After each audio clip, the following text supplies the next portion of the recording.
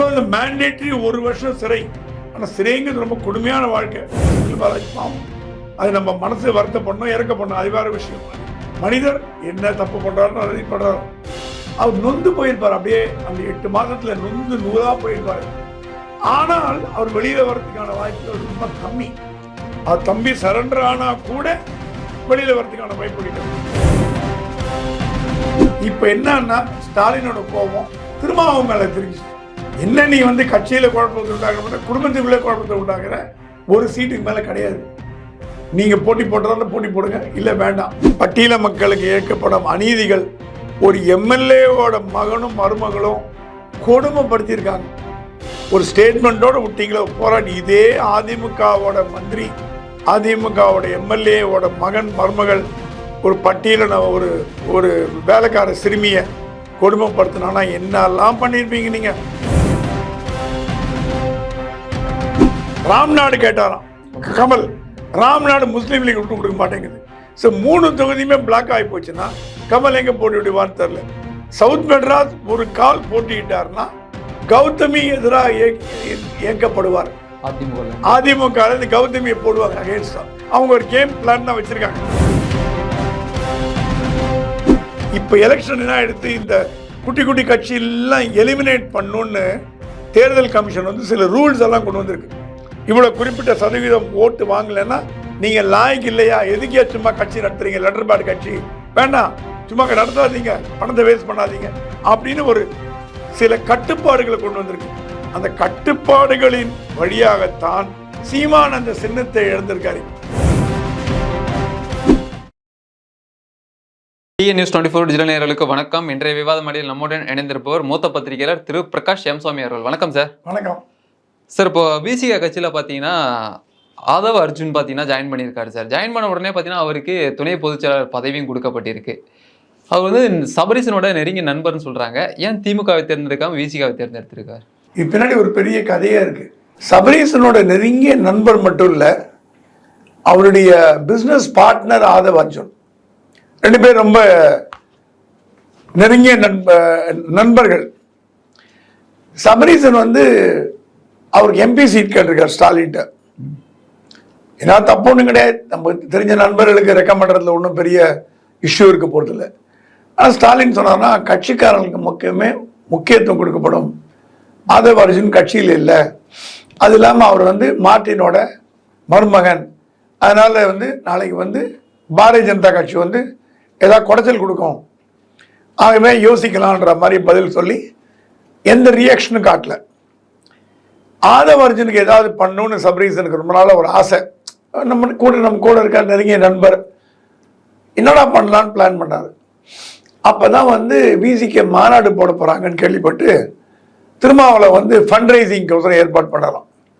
அப்போ வந்து இவங்க 2 பேரும் போய் திருமாவளவனை பார்த்து 100 கோடி ஆனாலும் பரவாயில்ல, கிராண்டாக பண்ணுங்க, நாங்கள் பார்த்துக்கிறோம். திருமாவளவன் ஆச்சரியப்பட்டார், சபரீசன் வந்து இதில் இறங்கிட்டாரா அப்படின்னு. கிட்டத்தட்ட 100 கோடி ரூபா செலவு பண்ணி மிக பிரமாண்டமான மாநாடு. அந்த மாதிரி மாநாடு வந்து விசிகாவோட சரித்திரத்திலே நடந்ததில்லை. நல்லா கிராண்டாக பண்ணாங்க. பண்ணத்துக்கு என்ன காரணம்னா எங்களுக்கு பவர் தமிழ்நாட்டில் இருக்கு அப்படின்னு காட்டுறதுக்கு. அதுவும் தப்பு கிடையாது, ஒரு அரசியல்னு வந்துட்டா பவர் நிரூபிக்கிறது ஒரு இயற்கை தான். இதுல ஆதவ் அர்ஜுன் எங்க வந்தாருன்னு இப்பதான் தெரிய ஆரம்பிச்சிருக்கு. இந்த மாநாட்டுக்கு செலவு முழுக்க முழுக்க பண்ணது ஆதவ் அர்ஜுன் தான். சபரீசன் சொல்லி பண்ணாரு. என்ன பிரதிபலன்னா, நான் செலவு பண்றேன், எனக்கு மட்டும் நான் செலவு பண்ண மாட்டேன், 4 தொகுதிக்கு நான் செலவு பண்றேன். 3 ரிசர்வ் தொகுதி, ஒரு பொது தொகுதி, 4 தொகுதிக்கு நான் செலவு பண்றேன், ஜெயிக்க வச்சு காட்டுறேன், எவ்வளவு செலவானாலும் பரவாயில்ல. ஏன்னா மார்ட்டினுக்கு வந்து ஒரு 10,000 கோடி 50,000 கோடி ப்ராப்பர்ட்டி இருக்கு, உலகம் முழுக்க இருக்கு. இந்தியாவில் ஒரு 20-25 மாநிலம் வந்து அவர் கண்ட்ரோலில் வச்சிருக்காரு லாட்ரி மூலமா. தமிழ்நாட்டிலையும் லாட்ரி பரவலாக இருக்கு. ஐ மீன் லீகலாக லாட்ரி கூட இல்லீகலாக போயிட்டு இருக்கு. கேரளாவில் நல்லா போயிட்டு இருக்கு. என்ன ஆகி போச்சு, இந்த நியூஸ் வந்து ஸ்டாலினுக்கு தெரிஞ்சு போச்சு. இன்டெலிஜென்ஸ் தெரியாமல் இருக்குமா?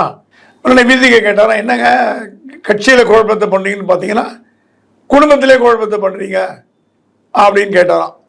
இல்லை தலைவரே எங்களுக்கு வந்து ஹெல்ப் பண்ணுறாரு, நீங்கள் எங்கள் தொகுதியெல்லாம் பார்த்துக்கிறாரு, செலவெல்லாம் பார்த்துக்கிறாரு, நீங்கள் கொடுக்கணும் அப்படின்னு கேட்டிருக்காங்களாம். இது என்னன்னா உதயநிதி தலையெடுத்தாவிட்டு சபரீசனோட புகழ் கொஞ்சம் குறைஞ்சிட்டு வருது. அந்த அளவுக்கு செல்வாக்கு இல்லை. ஒரு காலத்தில் கிங்காக இருந்தார். எப்போ இது வந்து எல்லா குடும்பத்திலையும் நீங்கள் பார்க்கலாம். இது வந்து ஒரு ஒரு உலகமாக அதிசயமோ நடக்காத ஒரு விஷயமோ கிடையாது. ஆந்திராலேயே நீங்கள் பார்த்தீங்கன்னா ஜெகன்மோகன் ரெட்டிக்கும் அவங்க ஷர்மிளாக்கு என்ன நடக்குதுன்னு பார்க்குறோம். இது ஒரு இயற்கை தான், இது ஒரு தப்பு கிடையாது. இது ஒன்றும் இப்போ என்ன எடுத்து உதயநிதி முன்னுக்கு வந்தாவிட்டு ஸ்டாலின் எதுக்கு எடுத்தாலும் ஒரு வார்த்தை உதயாவை கேட்டுருங்கன்னு சொல்கிறார தவிர வேறு யாரும் கேட்க விடுறதில்ல. ஸோ கொஞ்சம் கொஞ்சமாக வந்து சபரீசனோட செல்வாக்கு வந்து குறைஞ்சிட்டே சரிய ஆரம்பிச்சு ஒரு ஸ்டேஜில் வந்து ரொம்ப ட்ராப் ஆகிடுது. அவரே விலகிட்டார். எனக்கு இந்த மும்பை வேண்டாம், எதுக்கு ஏன்னா ஃபேமிலிக்குள்ளே பிரச்சனை வேண்டாம். Sabareesan is very decent man. அவர் இந்த மாதிரி இந்த லாவணிலாம் பண்ண மாட்டார். அவருக்கு தெரிஞ்சு போச்சு.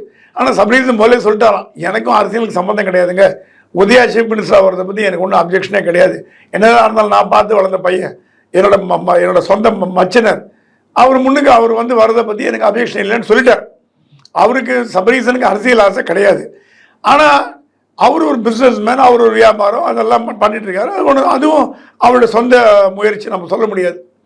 இப்போ என்ன நடக்கிறதுனா அவருடைய நண்பருக்கு சீட்டு கொடுக்கறதுல திமுக முடியாதுன்னு சொன்னதுனால விசிக வழியாக ட்ரை பண்ணது ஸ்டாலின் தெரிஞ்சு போய் முடியாதுன்னு சொல்லிட்டார்.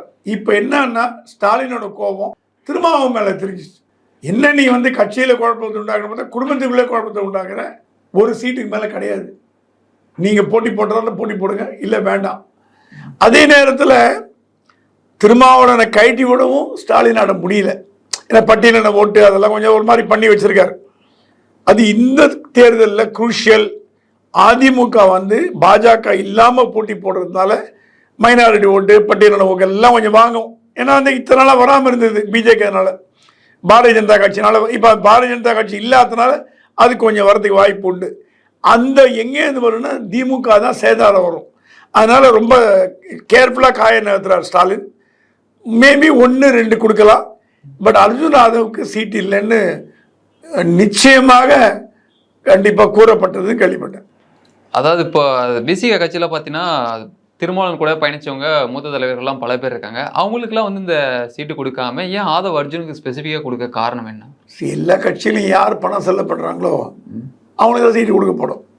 இப்போ திமுகவில் எம்பி சீட்டுக்கு அப்ளிகேஷனுக்கு 1 கோடி கொடுத்தாகணும் மினிமம். நீங்கள் இப்போ அப்ளிகேஷனுக்கு 1 கோடின்னு என்ன செக்காக கொடுக்க முடியாது, 1 கோடி கொடுக்கணும். நீங்கள் தேர்ந்தெடுக்கப்பட்டாலும் படாவிட்டாலும் இந்த 1 கோடி கட்சி நிதியாக எடுத்துக்கொள்ளப்படும்.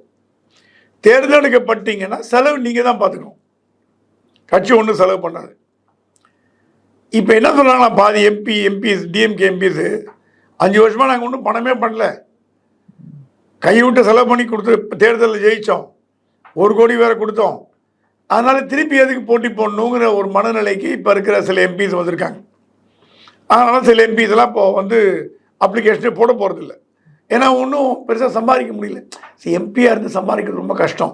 முன்னையாவது உங்களுக்கு வந்து கேந்திரிய வித்யாலயா சீட்னு ஒன்று இருந்தது, வருஷத்துக்கு 5 சீட்டு, ஒரு சீட்டு 2 லட்சம் வச்சா கூட 10 லட்சம், 5 வருஷத்துக்கு 25 லட்சம் சாலிடாக ஒரு அமௌண்ட் வரும். மோடி அதையும் கருத்துட்டார், கேந்திரிய வித்யாலயா சீட்டையும் பிடிக்கிட்டார், எம்பி கோட்டா போச்சு. என்னத்தை பெருசாக பண்ண முடியும்? கான்ட்ராக்ட் டீலிங் இது டெல்லியில் உட்காந்து மோடியை மீறி டெல்லியில் உட்காந்து எந்த வியாபாரம் பண்ண முடியும்? அது எதிர்கட்சி வேறு. இப்போ ஆளுங்கட்சியாக இருந்தால் ஏதாவது கொஞ்சம் கேட்பான், எதிர்கட்சியாக இருந்தால் போய் கவர்மெண்ட்டை சொன்னோட கேட்க முடியாது.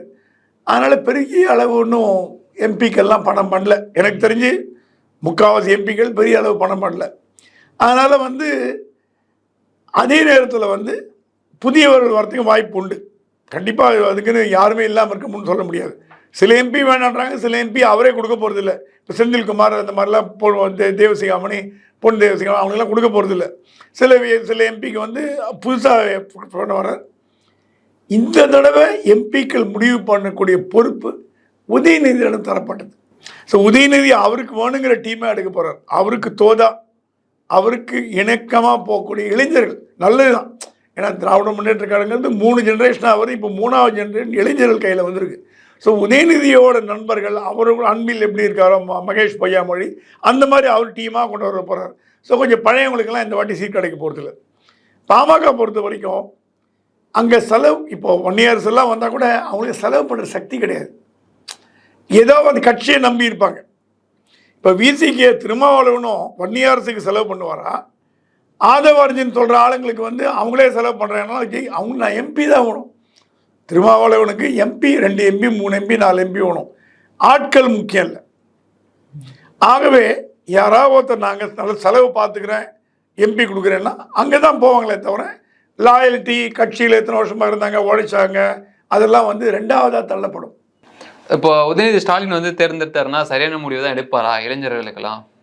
கட்சியும் ஏன்னா ஏற்கனவே இருந்த எம்பிக்கள் வந்து அவங்களுக்கான அந்த எக்ஸ்பீரியன்ஸ் இருக்கும். இப்போ புதுசாக வந்து வேணும் அப்படின்னு சொல்லி ஒரு கோரிக்கைலாம் வச்சுட்டு இருக்காங்க. அந்த மாநாட்டிலையும் கோரிக்கை வச்சாரு. இப்போ அதுக்கான பணிகள்லாம் நடந்துட்டு இருக்கு. ஸோ எப்படி சாத்தியமாகுமா அது? கட்சியும் ஆட்சியும் இப்போயும் அவர் கையில் தான் இருக்குது. ஸ்டாலின் வந்து நல்லா திறமையாக செயல்பட்டால் கூட எதுக்கு எடுத்தாலும் அவரை கேட்காம பண்ணுறதில்லை. எல்லாமே அவரை கன்சல்ட் பண்ணி தான் பண்ணுறாங்க. கட்சியிலையும் சரி ஆட்சியிலையும் சரி. அடுத்த கட்ட தலைமை அவருக்கு தான் போக போகிறது. முதலமைச்சரும் அவருக்கு தான் போக போகிறது. ஸ்டாலினோட அந்த பீரியட் முடிஞ்சாவிட்டு கொடுக்க போகிறார். அப்படி இருக்கும்போது கலைஞர் வந்து ஸ்டாலினை ஒரு நெருப்பாத்தில் நீஞ்ச வச்சார். முதல்ல மேயர் கொடுத்தார். கொடுத்து என்ன பண்ணுறான்னு பார்த்தார். கலைஞர் ரொம்ப அதில் கெட்டிக்கார். பையனாக இருந்தால் கூட ஒழுங்காக ரன் பண்ணுறாங்களா இல்லையான்னு இன்டெலிஜென்ஸை செக் பண்ணுவார். வேலை செய்யணும்னா ஒழுங்காக பண்ணுறேன்னா, ஆஃபீஸ் போகிறேன்னா, டைம் கீப் பண்ணுறேன்னா, என்ன பண்ணுறான் அப்போ ஃபீட்பேக் கேட்பார் ஜனங்கிட்டேருந்து. கட்சிக்காரனை கூப்பிட்டு கேட்பார் என்னம்மா பண்ணுறான் ஸ்டாலின். ஆச்சரியப்படுவாங்க ஜனங்களா, என்ன பையனை பற்றி அப்பா கேட்குறாரு. Is a task master. அவருக்கு வேணுங்கிறது காரியம், பையன் பொண்ணு எல்லாம் முக்கியம் கிடையாது. அந்த மாதிரி பண்ண வச்சார். ரொம்ப நாள் அமைச்சரவையில் கொடுக்கவே இல்லை. அப்புறம் கொடுத்தார். கொஞ்சம் கொஞ்சமாக தான் துணை முதலமைச்சராக வந்தார். ஒரே நாளில் ஸ்டாலின் துணை முதலமைச்சராக வரல. ஆனால் உதயநிதி அப்படி இல்லை. காலத்தின் கட்டாயம் அமைச்சர், அடுத்து துணை முதல்வர் வந்துட போகிறார். பட் அவருக்கு இனிமேல் கட்சியும் ஆட்சியும் அவர் கையில் போனாவிட்டு அதை காப்பாற்ற வேண்டிய பொறுப்பு அவர் கையில் தான் இருக்குது. எப்படி ஸ்டாலின் வந்து அப்பாவோட பேரை காப்பாற்றுறாரோ உதயநிதி ஸ்டாலினோட பேரை காப்பாற்றணும்னு கட்சிக்காரங்க எதிர்பார்க்குறாங்க. அதுக்கு என்ன பண்ணுவார், அவருக்கு தோதான ஆட்களை வச்சுப்பார். இப்போ உதயநிதியும் துரைமுருகனும் ஒத்து போகுமான்னு கேட்டால் வயசு வித்தியாசம், ஏஜ் ஃபேக்டர்னு ஒன்று இருக்குது. உதயநிதியும் இவர் துரைமுருகனை ஒத்து போகிறத விட ஸ்டாலினும் துரைமுருகனுமே ஒத்து போகிறது இல்லை. கிட்டத்தட்ட அவங்களுக்கு 2 பேருக்கு 20 வயசு தான் டிஃப்ரெண்ட், 25 வயசு தான் டிஃப்ரென்ஸ். ஏன்னா கலைஞர் காலத்து ஆட்கள் வந்து ஸ்டாலினோட பீரியட் ஆட்களோட ஒட்டு போக முடியாது. அது என்னதான் இருந்தாலும் அந்த ஒரு நெருடல் வரும். ஸ்டாலினோடையே ஒத்து போக முடியலன்னா உதயநிதியோட எப்படி டிஆர் பாலு, துரைமுருகன், பொன்முடி, பெரியசாமி, நேருலாம் ஒத்து போக முடியும்? கஷ்டம். ஏன்னா இளைஞர் உதயநிதி என்ன துடிப்பாக அவர் ஏதாவது ஆக்டிவாக பண்ணோம், தமிழ்நாட்டை வளர்க்கணும், கட்சியை வளர்க்கணும், அதை வளர்க்கணும். அவர் பண்ணுறது தப்பாக ரைட்டாக, பேசுகிறது தப்பாக ரைட்டாக இருக்குல்ல, அது வேறு விஷயம், அது கான்ட்ரவர்சி. ஆனால் அவர் வந்து ஒரு துடிப்பாக இருக்கார். அந்த துடிப்பானவருக்கு தோதான ஒரு டீமை தேர்ந்தெடுக்க வேண்டிய கடமை அவர்கிட்ட இருக்குது. அது தேர்ந்தெடுக்க விதத்தை பொறுத்து தான் கட்சி வளருமா வளராதா, பெரிய லெவலுக்கு போகுமா கீழே போகுமாங்கிறது முடிவாகும். இந்த திருமாவளவன் பார்த்தீங்கன்னா பட்டியலின மக்களுக்கான பாதுகாவலர்னு சொல்லிட்டு இருப்பார் சார். இப்போ அந்த தொகைக்காக தான் வந்து சீட்டு கொடுக்குறேன் அப்படின்ற மக்களை விட்டுட்டு தொகைக்காக தான் பார்க்குறாரா? யாருமே பாதுகாவலர் இல்லைம்மா. பாதுகாவலருங்கிற வார்த்தையெல்லாம் வந்து சும்மா வந்து மேடைக்கு மேடை பேசலாமே தவிர, அப்படி பார்த்தீங்கன்னா வேங்கவாதத்தில் என்ன பண்ண முடியுது திருமாவளவனால்? 1 வருஷம் ஆச்சு போராட்டம் நடத்தாரா? பட்டியல மக்களுக்கு இழைக்கப்படும் அநீதிகள் ஒரு எம்எல்ஏவோட மகனும் மருமகளும் கொடுமைப்படுத்தியிருக்காங்க. ஒரு ஸ்டேட்மெண்ட்டோடு விட்டீங்களா போராடி? இதே அதிமுகவோட மந்திரி, அதிமுகவோட எம்எல்ஏவோட மகன் மருமகள் ஒரு பட்டியலின ஒரு வேலைக்கார சிறுமியை கொடுமைப்படுத்தினானா என்னெல்லாம் பண்ணியிருப்பீங்க நீங்கள்? எப்படிலாம் போராட்டம் பண்ணியிருப்பீங்க? ஜனங்க பார்க்காமையா இருக்காங்க? எல்லாம் நோட் பண்ணிட்டு இருக்காங்க. ஜனங்க முன்ன மாதிரி இல்லை, ரொம்ப ஷூடாக இருக்காங்க. ஸோ இந்த கொள்கை, அந்த கோட்பாடு அதெல்லாம் வந்து புத்தகத்தில் இருக்கும், கட்சி விதியில் இருக்கும், நடைமுறையில் இருக்காது. ப்ராக்டிக்கலுங்கிறது வேறு, தியரட்டிக்கலுங்கிறது வேறு. அதில் தியரட்டிக்கல் திராவிடம், தியரட்டிக்கல் திராவிடம் எங்கே? சவுத் இந்தியா தமிழ்நாடு மட்டும் உட்காந்துருங்க, எப்படி திராவிடம் வரும்? அந்த மாதிரி எல்லாமே டிபேட் பண்ணிட்டு போகலாம். ஸோ விசிகே மட்டுமே நான் குறை சொல்ல மாட்டேன். எல்லா கட்சியுமே வியாபாரமாயிட்டு வர அரசியல் உலகத்தில் போய் நீங்கள் வந்து ஒரு நல்லவரை தேர்ந்தெடுத்து ஒரு நல்லவரை பண்ணோம், நியாயமானவரை பண்ணணும், கட்சிக்கு விசுவாசியை தேர்ந்தெடுக்கணும். அப்படி பார்த்தீங்கன்னா திமுக எவ்வளோ பேர் ரத்த சித்துனாங்க. அவங்களுக்கெல்லாம் பதவி இதாக கொடுக்கப்பட்டிருக்கா? இல்லை. திடீர்னு வந்தவங்கள பிஸ்னஸ்மேன்லாம் வந்துட்டு போயிட்டாங்க. எல்லாம் இப்போது ராம்நாட்டில் பார்த்தீங்கன்னா எஸ்டி கூலியரோட சீஃப் நவாஸ் கனி போட்டாங்க. அவர் ஒரு தொழிலதிபர். வசந்தன்குமார் போட்டாங்க. அவர் பையன் விஜய் போட்டார், தொழிலதிபர். யாரால் செலவு பண்ண முடியுமோ அவங்களால தான் தேர்தலில் நிற்க முடியும். இந்த ஏழைகள் தேர்தலில் போட்டி போடுறது காமராஜர் காலத்தோட போச்சு. காமராஜர் காலத்தில் கட்சியிலேருந்து 100 ரூபா கொடுப்பாங்களாம். தேர்தல் நிதிக்கு அவ்வளோதான் சொல்லுவாங்க. 100 ரூபா 4 போஸ்டர் அடியா, 2 ஹேண்ட் பில் அடி, போதும் போ, ஜனலில் போய் ஓட்டு கேளு போகும் போகிறான். அந்த மாதிரி தலைவர்கள் இந்த ஊர் 100 ரூபா 200 ரூபா 300 ரூபா தான் தேர்தல் செலவு ஆகும். அப்போ ஏழைங்க கக்கன்லாம் போட்டி போட முடியுது. அப்புறம் இப்போ வர 50-60 வருடத்தில் கோடீஸ்வரன் கூட போட்டி போட முடியாது. மகா கோடீஸ்வரன் தான் போட்டி போட முடியும். கோடீஸ்வரனுக்கு அந்த பணம். ஏன்னா ஒரு தேர்தலில், பாராளுமன்ற தேர்தலில் 20-30 கோடி சாதாரணமாக செலவாகுது. அந்த செலவு கட்சி எடுத்துக்காது, நீங்கள் தான் எடுத்துக்கணும். உங்களுக்கு அந்த தகுதி இருந்தே எடுக்க முடியும். இல்லை அந்த பகுதியை நீங்கள் வளர்த்துக்கணும், யார்ட்டையாவது கடன் கொடுக்கணும், கடன் வாங்கணும். கடன் வாங்கினாங்கன்னா திருப்பி கொடுக்கணும், இல்லை வேறு விதமாக உதவி பண்ணணும். இந்த இடியாப்ப சிக்கலில் மாட்டிக்கிறதுனால தான் யார்கிட்ட பணம் இருக்கோ அவங்க தேர்தலில் போட்டி போடணும். Okay sir. இந்த திமுக கூட கூட்டணியில் இருக்கக்கூடிய காங்கிரஸ் கட்சி பார்த்தீங்கன்னா மல்லிகார்ஜுன் கார்கே வந்துட்டு இப்போ 2 தினங்களுக்கு முன்னாடி வந்து பேச்சுவார்த்தை நடக்கிறதா இருந்துச்சு. அது அப்படியே தள்ளி போயிடுச்சு. என்ன காரணம்னு நினைக்கிறீங்க? காங்கிரஸ் ரொம்ப இன்னும் வளர்ந்துட்டு வர கட்சி தமிழ்நாட்டில்ன்ற மாதிரி ஒரு பிஹேவியர் இருக்குது. 25 சீட்டு 20 சீட்டு இன்னும் கேட்டுட்டு இருக்காங்க. ஸ்டாலின் சிரிச்சாராம். முதல்ல காங்கிரஸ் எங்கே இருக்குன்னு தேடி பாரியா முதல்ல, அப்புறம் பேசலான்னாராம். இது என்னன்னா, ஸ்டாலின் சொன்னாலும் இப்போ இருக்கிற 10 எம்பிக்கு வேலையாகுது. விஜய் தானே நாளைக்கு பிஜேபியில் ஜாயின் பண்ண போகிறாங்க. ஜோதிமணி எப்போ வேணால் கட்சி விட்டு வெளியில் போகலாம். கார்த்தி சிதம்பரத்துக்கு சீட்டு கிடையாதுன்னு சொல்லியாச்சு, காங்கிரஸே சொல்லியாச்சு. இப்போ இருக்கிற நிலைமையில் 5-6 சீட்டு காங்கிரஸுக்கு வந்து அதிகம். அதுக்கு மேலே ஸ்டாலின் சொல்கிற 30 சீட்டு எங்களுக்கு வேணும். உண்மையான அது தடிஸ் மற்ற கட்சிக்காரன் திமுக சிம்பிளில் போட்டி போடுறதில்லை. 30 திமுகக்காரன் 30 திமுக சிம்பிளில் போட்டி போட போகிறாங்க. திமுக சிம்பிளில் போட்டி போட போகிறாங்க. 30 திமுகக்காரங்க திமுக சிம்பிளில் போட்டி போட போகிறாங்க. உதயசூரியன் சின்னத்தில். நீங்கள் வந்து எம்டிஎம்கேலேருந்து பிஎம்கேலேருந்து அந்த மாதிரிலாம் கிடையாது. எங்கள் கட்சிக்காரங்க போட்டி போடணும். அப்படி இருக்கும் பொழுது எப்படி நீங்கள் வந்து எல்லோரும் உள்ளே சேர்க்க முடியும்? 10 சீட் தான் வெளியில் கொடுக்க போகிறாங்க, 11 கொடுக்கலாம். காங்கிரஸ் இந்த வாட்டி என்ன பண்ணிடுச்சா, அழகிரி வந்து கடலூர்லேருந்து போட்டி போட போகிறாரு. சேலத்துலேருந்து கேவி தங்கபாலு. இதெல்லாம் ஆல்மோஸ்ட் ஃபைனலைஸ் ஆகிடுச்சு. ஏன்னா தங்கபாலுக்கு போன டைம் கொடுக்கல. அவரும் ஒரு மூத்த தலைவர், தமிழ்நாடு காங்கிரஸ் கமிட்டி தலைவராக இருந்தார், மத்திய அமைச்சராக இருந்தார். சேலத்தில் என்ன ப்ராப்ளம்னா, தேவதாஸ்னு ஒரு எம்பி இருந்தார், காங்கிரஸ் எம்பியாக இருந்தார். அவர் வந்து ராமசாமியுடைய ஃபேமிலி. அவர் கொஞ்ச நாள் முன்னாடி மனசு வெறுத்து போய் பிஎம்கேல ஜாயின் பண்ணி துணைத் தலைவர் ஆகிட்டார். ஸோ காங்கிரஸ் இப்போது சேலத்தில் ஒன்றுமே இல்லை. ஸோ திருப்பி காங்கிரஸை நிறுத்தணும்னா தங்கபாலுவை கொண்டு வரணும், இல்லை மோகன் குமாரமங்கலத்தை கொண்டு வரணும். நம்ம ரங்கராஜன் குமாரமங்கலம் பையன் மோகன் குமாரமங்கலம் இளைஞர். சரி கொஞ்சம் வெயிட் பண்ணுங்கன்னு தங்கபாலு உள்ளே இறக்கி சேலத்தை வளர்க்க பார்க்குறாங்க. கடலூரில் இவர் கேட்டிருக்காரு. ஆக மொத்தம் 5-6க்கு மேலே காங்கிரஸ் சீட் கிடைக்க போகிறதில்ல. இவங்க 25-30 லிஸ்ட்டு கொடுத்தா கூட இந்த நியூஸ் வந்து டெல்லிக்கு போயிடுச்சு. கார்கே சொன்னார், என்னங்க 5-6 கொடுத்தா நம்ம என்னங்க பண்ணுறதுன்னு. அவ்வளோதான் பாலு சொன்னார், அவ்வளோதான் கொடுக்க முடியும்னு சொல்கிறார் தலைவர். மீதி தலைவர்கிட்ட பேசிக்க, எங்களுக்கு ஒன்றும் தெரியாது, எங்களுக்கு கொடுக்கப்பட்ட மேண்டேட் இவ்வளோதான் அப்படின்ட்டார். அந்த மனக்கசப்பு தான் வந்து காங்கிரஸோட கூட்டணி பேசாமல் மற்ற கட்சிகளோட பேசுறதுக்கு காரணம் இந்த காரணம் தான். ஆனால் அவனும் பார்த்தீங்கன்னா திமுக காங்கிரஸ் தவிர பார்த்தீங்கன்னா அந்த இதர கட்சிகள் இப்போ கமல்ஹாசனாக இருக்கட்டும், இல்லை கம்யூனிஸ்டாக இருக்கட்டும், பிசிகா இவங்களாம் வந்து பேச்சுவார்த்தை நடத்தினாங்க. அதுக்கப்புறம் சைலண்டாகவே முடிஞ்சு சார் கூட்டணி அந்த பேச்சுவார்த்தை ஆலோசனைன்றது எதுவுமே ஃபைனலைஸ் பண்ண முடியாத காரணமே முஸ்லீம் லீக் கேட்குது, ஒரு ராஜ்யசபா ஒரு லோக்சபா, எல்லாம் இந்த ராஜ்யசபாவில் போய் முடியுது. பிஎம்கே ஆட்டம், தமிழ் மாநில காங்கிரஸ் ஆட்டம், என்ன கட்சியாக இருந்தாலும் ஒரு சேஃப் சீட் அவங்களுக்கு தேவைப்படுது. ராஜ்யசபான்னு ஆட்டோமேட்டிக் விக்ட்ரி, ஜெயிச்சிடலாம், செலவே பண்ண வேண்டாம், எம்பி ஆகலாம், 6 வருஷம் எம்பியாக இருக்கலாம். அதுதான் குறி வைக்கிறாங்க எல்லாருமே. அது வந்து ஏடிஎம்கே கூட்டணியில் இருந்தபோது பாமகக்கு அந்த அரேஞ்ச்மெண்டல் பிரகாரம் ஒரு சீட்டு கொடுத்து அன்புமணி எம்பி ஆக்கினாங்க, ஏன்னா அவர் தோற்று போயிட்டாருன்னு. அதே பாமக அதே கூட்டணியில் ஜிகே வாசனுக்கு ஒரு எம்பி பதவியை கொடுத்து ராஜ்யசபா அமைச்சாங்க. ஸ்டாலின் முடிவோடு இருக்காராம், எங்கள் கட்சிக்காரருக்கு தான் ராஜ்யசபா எம்பி, நாங்கள் மற்ற கட்சிக்காரருக்கு கொடுக்குறதா இல்லை. அவர் ஒரு கொள்கை, ஏங்க கட்சியோட தலைவர்ன்ற முறையில் அவருக்கு சில உரிமை இருக்கும், சில பொறுப்புகள் இருக்குது, சில நியாயங்கள் இருக்குது. அது நீங்கள் கேள்வி கேட்க முடியாது.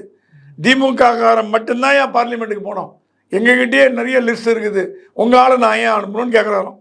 முஸ்லீம் லீக் சொல்லலாம், ஒரு எம்பி ராஜ்யசபா ஒரு லோக்சபா, லோக்சபாவுன்னு ஒன்று எடுத்துங்க, ராஜ்யசபா கிடையாது, அங்கே ஒரு முட்டுக்கட்டை. திருமாவளவன் அது ஒரு முட்டுக்கட்டை. காங்கிரஸ் ஆரம்பிக்கவே இல்லை. வைகோ சொல்லிட்டாராம், 2 கேட்குறோம் 3 கேட்குறோம், துரை வையாபுரி கொடுத்துருங்க, மல்லை சத்யாவுக்கு முடிஞ்சால் கொடுங்க, இல்லைன்னா வேணாம் விட்டுருங்க, துரைக்கு மட்டும் கொடுத்துருங்க. அது ஆல்மோஸ்ட் அது சைன் ஆகிடும், அது பிரச்சனை இல்லை. கொங்கு ஈஸ்வரன் 4, 5, 6, 7ன்னு கேட்குறாரு, 1 தான் கிடைக்கும், அதுக்கு மேலே கிடைக்காது. மொத்தம் 10லேருந்து 11க்கு மேலே கொடுக்க போகிறதில்ல. கமலஹாசன் ஒரு சிக்கலில் இருக்கார். இப்போது தென் சென்னை கேட்டுட்ருக்காங்க. தென் சென்னை அவங்க வந்து தமிழச்சி தங்கப்பாண்டியனை கொடுக்க, ஏன்னா தமிழச்சி தங்கப்பாண்டியன் பாரம்பரியமிக்க திமுக குடும்பத்தில் வந்தவங்க, தங்கப்பாண்டியனோட பொண்ணு.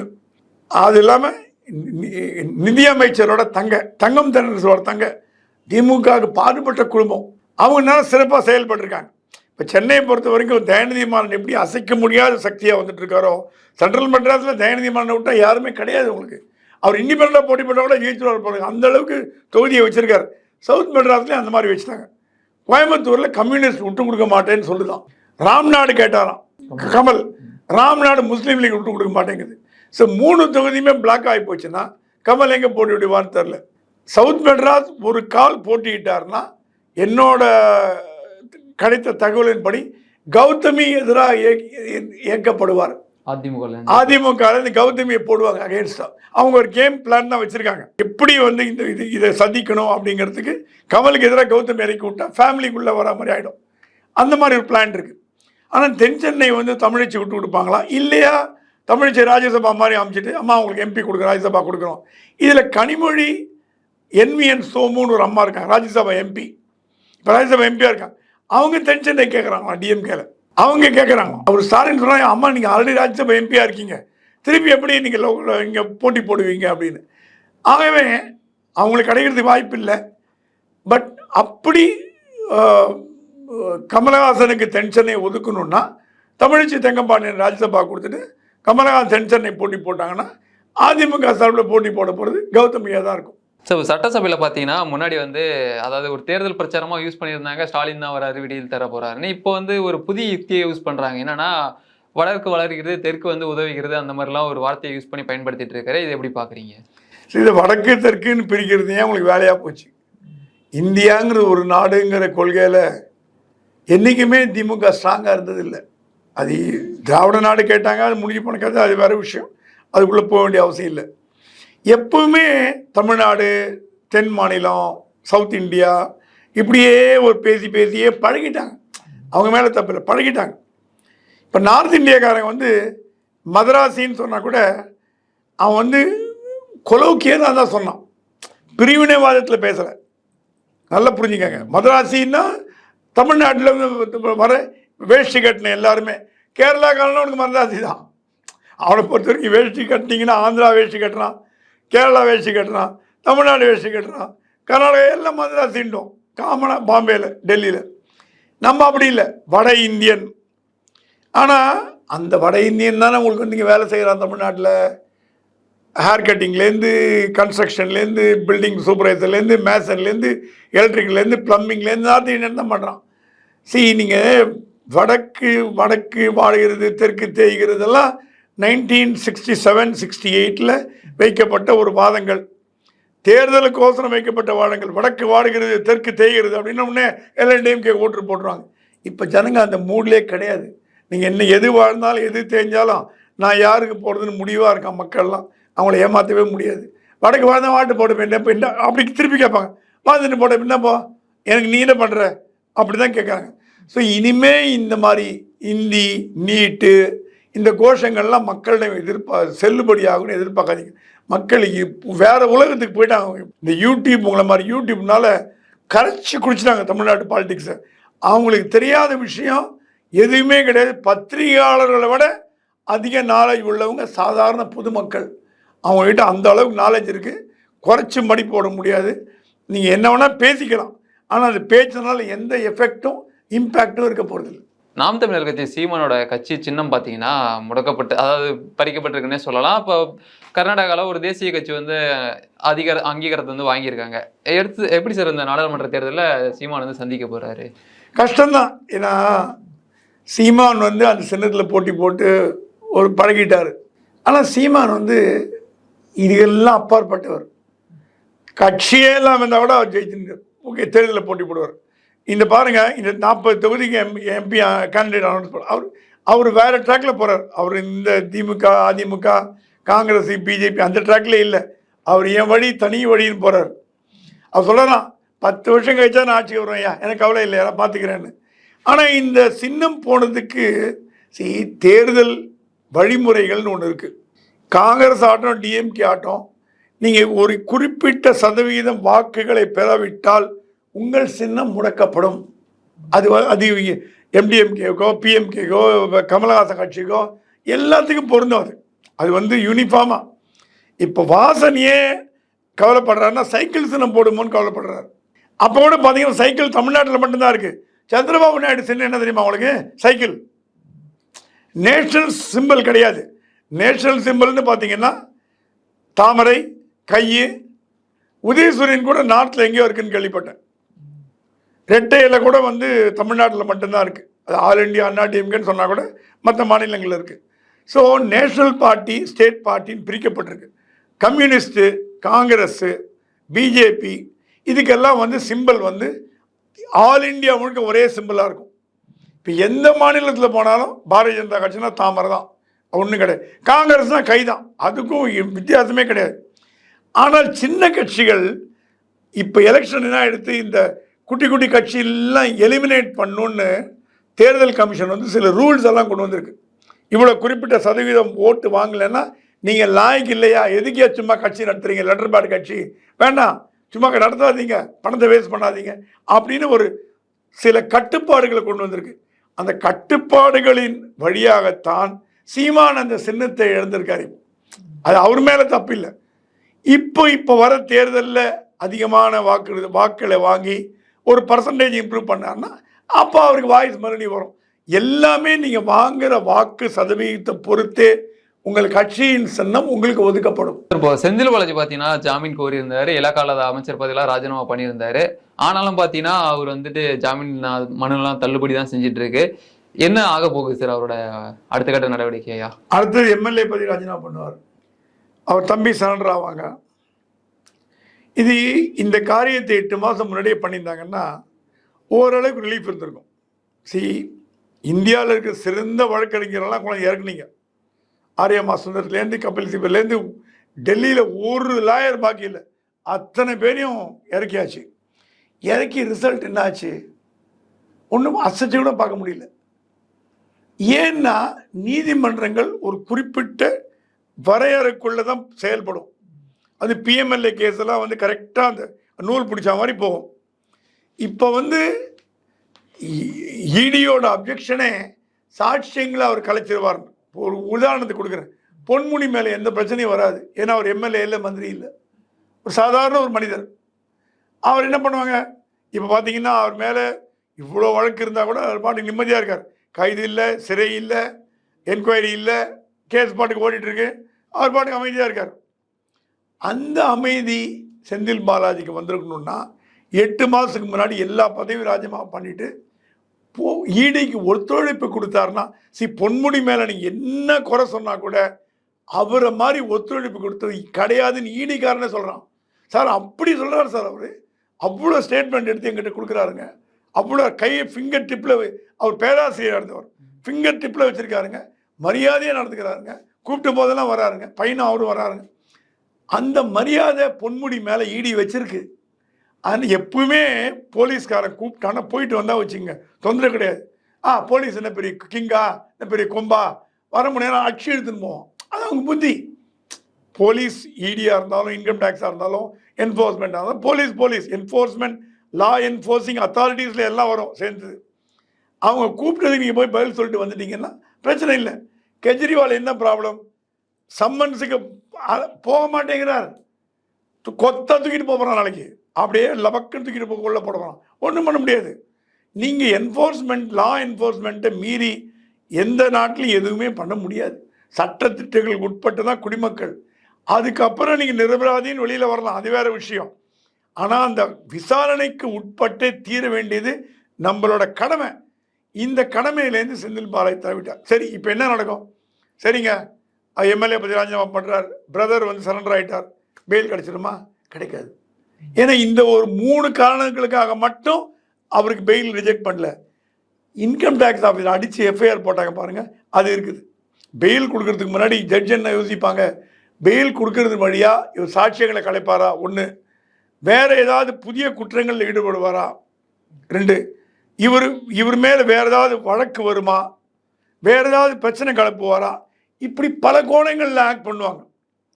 அப்படி இருக்கும்பொழுது நீங்கள் ஆல்ரெடி இன்கம் டேக்ஸ் ஆஃபீஸில் அடித்து உங்கள் ஆளுங்க அடித்து இது மாதிரி பண்ணாங்கன்றது எஃப்ஐஆர் இருக்கும் பொழுது நீங்கள் அந்த மாதிரி நடந்துக்க மாட்டீங்கன்னு எப்படி ப்ரூவ் பண்ண முடியும்? கோர்ட்டில் பண்ண முடியாது. ஸோ இந்த மேண்டேட்ரி 1 வருஷம் சிறை. ஆனால் சிறைங்கிறது ரொம்ப கொடுமையான வாழ்க்கை. செந்தில் பாலாஜி பாவம், அது நம்ம மனசு வருத்தப்படணும், இறக்க பண்ணணும், அது வேறு விஷயம். அது மனிதர் என்ன தப்பு பண்ணுறாரோ ரெடி பண்ணுறாரோ, அவர் நொந்து போயிருப்பார். அப்படியே அந்த 8 மாதத்தில் நொந்து நூறாக போயிருப்பார். ஆனால் அவர் வெளியில் வரத்துக்கான வாய்ப்புகள் ரொம்ப கம்மி. அவர் தம்பி சரண்டர் ஆனால் கூட வெளியில் வரத்துக்கான வாய்ப்புகள் கம்மி. ஏன்னா அவர் பாஸ்ட் ஹிஸ்ட்ரி அந்த மாதிரி இருக்குது. இவங்க ஒரு கணக்கு போடுறாங்க, கோர்ட் ஒரு கணக்கு ஒன்று போடுது, கடவுள் ஒரு கணக்கு ஒன்று போடுறாங்க. இந்த 3 கணக்கு சேர்ந்தாதான் பெயில் கிடைக்கும். அது சேர்றது கஷ்டம். சார், இப்போ இந்தியா கூட்டணி பார்த்தீங்கன்னா தொடர்ந்து பார்த்தீங்கன்னா சர்க்கிளே செஞ்சுட்டு வந்துட்டு இருக்காங்க. இப்போ நிதிஷ்குமார் சமீபத்தில் போயிருந்தாரு, அப்புறம் மம்தா பானர்ஜி சீட்லாம் கொடுக்க முடியாதுன்னு சொல்லிட்டு இருந்தாங்க. இப்போ பார்த்தீங்கன்னா ஃபருக் அப்துல்லா வந்துட்டு நான் தனித்து போட்டியிட போறேன் அப்படின்னு சொல்லியிருக்காரு. சார், இதை எப்படி பார்க்குறீங்க? இந்தியா கூட்டணி எங்கே இருக்கு? இந்தியா கூட்டணி எங்கே? அது காணாம போயிடும்லாம் ஆச்சு. பேருக்கு தான் இந்தியா கூட்டணி இருக்குது, இந்தியா கூட்டணியே கிடையாது. எப்போ நிதிஷ்குமார் போனாரோ அப்போவே அது அவுட்டு. உத்தவ் தாக்கரே கட்சியே காணாமல் போச்சு. இந்திய கூட்டணினால என்ன ஒரு பெரிய அட்வான்டேஜ்னா, எதிர்கட்சிகள்லாம் துடை தெரியப்பட்டு விட்டது. சிவசேனான்ற பெரிய ஒரு ஆளுமை தலைவராக இருந்த உத்தவ் தாக்கரே கட்சியை இழந்துட்டார். நேஷனல் காங்கிரஸ் பார்ட்டின்ற தலைவராக இருந்த சரத்பவார் கட்சியை இழந்துட்டார். இந்திய கூட்டணியோட தலைவராக இருந்த நிதிஷ்குமார் பிஜேபி பக்கம் போயிட்டார். எங்கே போச்சு கூட்டணி? ஒன்றுமே காணோம். ஃபருக் அப்துல்லா சொல்லிட்டார், கூட்டணியே வேணாம் பண்ண தனியாக. அந்த ஊரில் அவர் ஒரு பவர்ஃபுல் மேன். என்னதான் இருந்தால் கூட காஷ்மீரத்தில் ரொம்ப வருஷமாக அரசியல் பண்ணுறவர், குடும்பத்தை ஷேக் அப்துல்லா குடும்பம், அவர் தனியாக போட்டி போடுறேன்ட்டார். இந்தியா கூட்டணி எனக்கு தெரிஞ்சு தமிழ்நாட்டில் மட்டும்தான் இருக்கும். அது இந்தியா கூட்டணி இல்லை, அது 10 வருஷமாக இருக்கிற திமுக காங்கிரஸ் கூட்டணி. வேறு எந்த மாநிலங்கள்லையும், கேரளாவில் போங்க, இந்திய கூட்டணி இருக்குதா? இருந்ததுன்னா கம்யூனிஸ்ட் காங்கிரஸ் ஒன்றான போட்டி பண்ணோம், 2 எதிரெதிர இருக்குதே, அப்புறம் எங்கே கூட்டணி? இந்த கூட்டணி, இந்த இந்தி கூட்டணி இனிமேல் மீட்டிங் நடக்க போகிறதில்ல, அவங்க கான்ஃபரன்ஸ் வைக்க போகிறதில்ல. அது அப்படியே நேச்சுரல் டெத் ஆகி அவங்க தேர்தல் போது எல்லாம் 10 எல்லாம் ஒன்றா போட்டு ஒருத்தர் மோதிக்க போகிறாங்க. ஏன்னா வெஸ்ட் பெங்காலில் ஒரு சீட் மேலே தர முடியாதுன்ட்டாங்க. லாலு பிரசாத் யாதவ் அவரே சொல்லிட்டாராம், இது இந்தி கூட்டணிலாம் வேலைக்கு ஆகாது, நம்ம தனியாக நீ பையனே தனியாக போட்டி போடு அப்படின்னு தேஜஸ்வி சொல்லி விட்டார். ஏன்னா அவங்களுக்கு பார்த்தாங்க காங்கிரஸால் பேக்கேஜ், நமக்கு என்னதுக்கு பேக்கேஜ், நம்ம தனியாக போட்டு பார்க்கலாம். மாயாவதி இந்தி கூட்டணியில் கிடையாது. ஸோ எல்லா தலைவர்களும் ஆளுக்கு ஒரு பக்கம் நவகிரகமாக இருக்கும்போது இந்தி கூட்டணிங்கிறது பேரளவில் தான் இருக்குது. தொடர்ந்து பேசுவோம். நேர்காணல் கொடுத்ததுக்கு நன்றி சார். நன்றி, வணக்கம்.